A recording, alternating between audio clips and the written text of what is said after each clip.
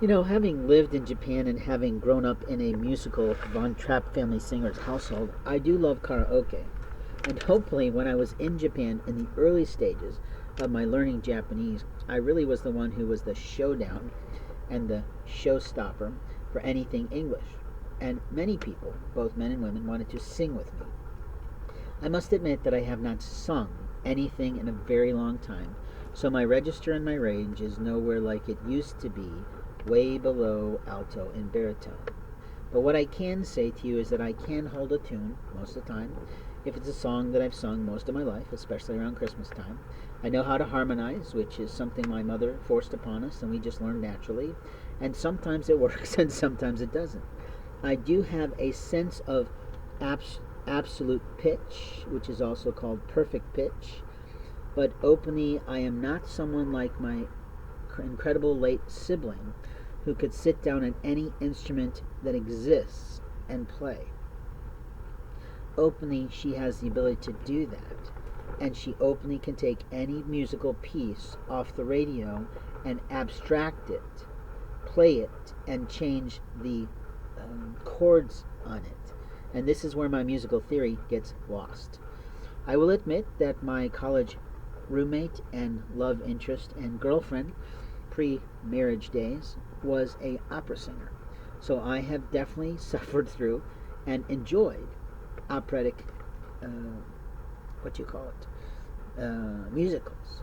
And my father and mother were of late century, what they call turn of the century parents, and we were expected to be cultured. So I got schlepped along to all kinds of musicals, and my brother was in a musical in high school that I think kind of launched this sort of interest in music.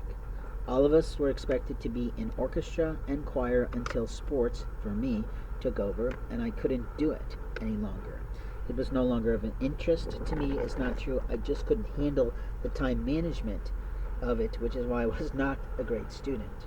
I didn't really become a great student until after college and I got into graduate school a little bit, where I worked on issues of special education and issues of teaching with technology and utilizing my cultural background in Japanese to help a local school corporation that lost somebody because of pregnancy.